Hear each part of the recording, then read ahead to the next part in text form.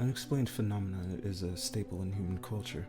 Strange goings-on, paranormal in nature, are prominent in our lives in one form or another. You may not think about them all that often, but there's always a piece in the news or a crazy story from a friend or passerby that makes you recall such strangeness. No matter how many times you forget about the subject, there will always be a moment that drags the notion back to the surface of your memory. For several years, I had forgotten all about the monster living in my mom's pantry. I had forgotten all about it, until now. I was 10 years old when I first became aware of the monster's presence. It was a normal evening at home. My mother and I awaited my father's arrival, and I helped her out with dinner preparations. I look back on these memories fondly. I loved cooking with my mom, and was overjoyed whenever my father came home from work. I had what some would consider a picture-perfect childhood, save for one peculiarity. The thing that resided in the pantry would audibly reveal itself that very night. While cutting up vegetables for my mom's famous beef barley soup, I heard a scratching at the pantry door.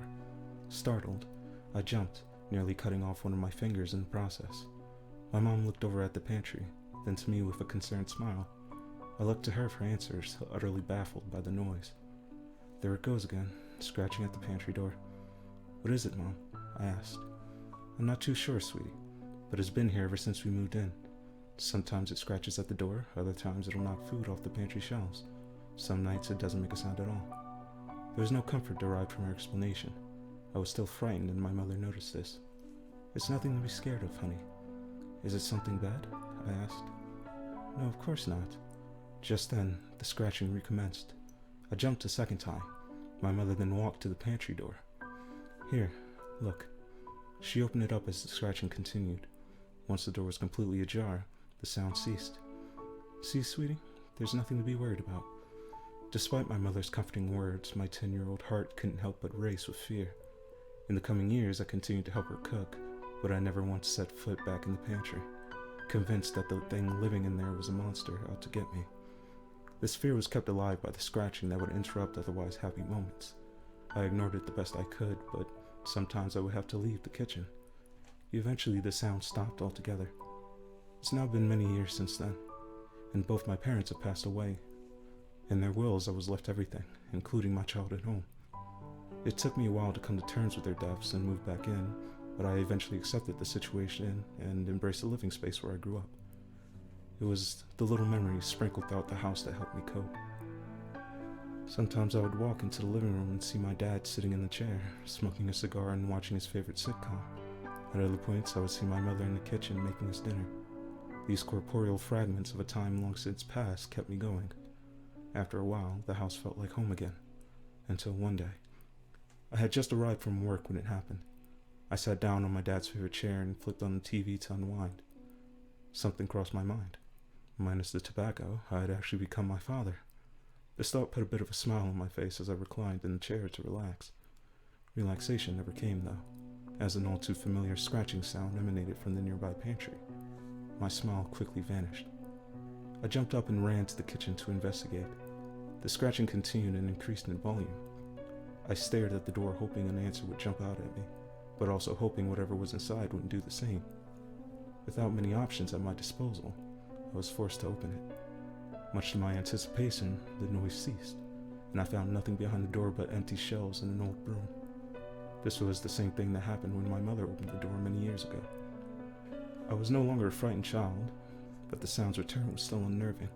At least it was at first. After a while, it became nothing more than a bothersome fixture in my otherwise normal days. Whenever I came home from work, woke up in the middle of the night, or sat down to watch television, that terrible scratching would invade my ear space, not stopping until I opened the damn pantry door. This routine continued for over a year. One night, however, everything changed. I had just gotten home from a long day of work and flung myself into the comfort of my bedsheets.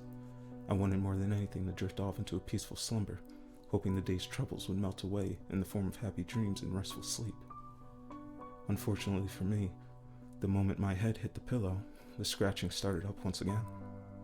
I groaned in anger, not wanting to leave my bed for anything, much less that damned noise. Because of this, I made the mistake of not getting up right away. I hit my internal snooze button and allowed myself to drift off for a few moments. When I came to, something was amiss. I didn't notice it at first, but the unsettling silence made way for a startling revelation. The scratching had stopped. How strange. It's never stopped on its own before. Perplexed, I jumped out of bed and ventured downstairs to investigate. What I saw upon entering the kitchen alarmed me. The pantry door was wide open. This can't be. It was definitely closed when I got home earlier. Turning the light on only revealed the usual empty shelves.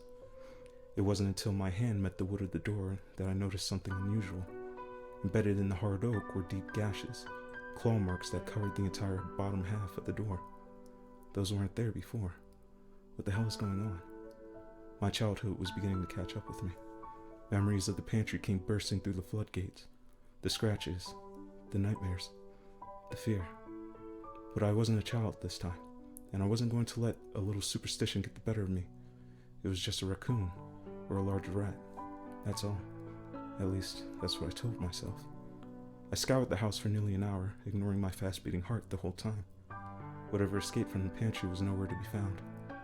As I stepped back into the kitchen to close the door and call it a night, something stopped me in my tracks. A shadowy figure raced across my field of vision and into the pantry. The pantry door shut on its own, shaking the walls around it. A bone-chilling vibration reverberated throughout the entire house in an instant, and was then followed by an eerily dead silence. My heart sank to my bowels. I was officially rattled. Running on pure instinct, I grabbed the heaviest thing I could find and piled them in front of the door, including my dad's old chair. Once satisfied with my blockade, I raced upstairs, locked my bedroom door, and jumped underneath the sheets. I was a kid again, scared shitless of the monster living in my mom's pantry. After the fear and adrenaline tapered off, I managed to get a little bit of rest. My late-night adventure had come to an end. I woke up the next morning in denial, a defense mechanism of a mind bruised by fear. Pretending nothing happened the previous night, I went about my morning routine as usual. After breakfast, I was able to walk right past a pile of crap in front of the pantry door without flinching. I even ignored the scratch marks on my front door as I left for work. Everything was fine. There was no monster, no supernatural entity taking over my home. That was absurd. It was just a raccoon. A very large raccoon. The lies only lasted for so long. Driving away, the terror set back in, sending me into a desperate frenzy of distress and unease.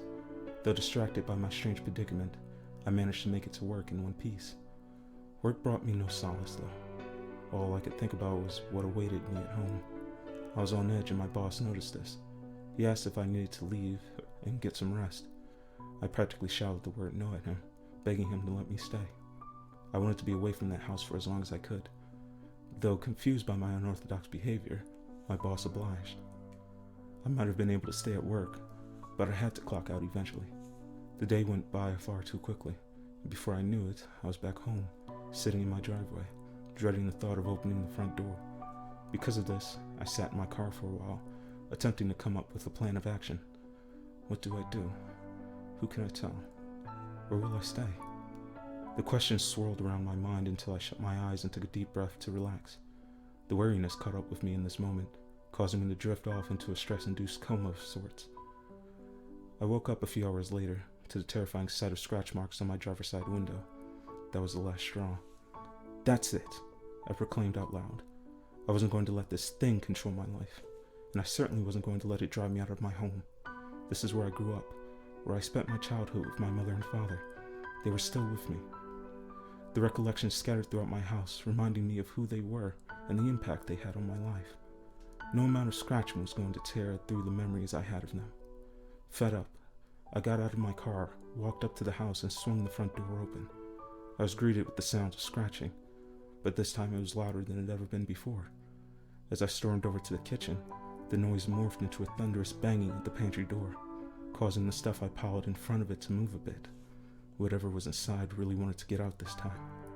Adrenaline coursed through my veins. My fight-or-flight response was begging me to run, but it was too late. I had already made up my mind. I was going to face this thing head-on and get to the bottom of the mystery. This was my home, after all. It belonged to me and my family, not whatever this thing is. In removing the stack of furniture, the banging continued and grew louder. The kitchen cabinet around me swung open. Various pots and pans fell off the shelves. An earthquake of supernatural proportions filled my home, but I didn't allow it to rattle me. I knew what I had to do. After a moment of mental preparation, I opened the pantry door. There, sitting behind the door, was a dog. It sat there and looked up at me in confusion. I did the same to it. After giving me a once-over, it walked over to me and nuzzled up against my leg. I instinctively reached down and pet it, as I would any dog. But this wasn't any dog. After a few minutes of getting to know each other, it walked back into the pantry and vanished before my eyes. It was a ghost. My fear completely dissipated after that day. I now come home to the sound of scratching and smile.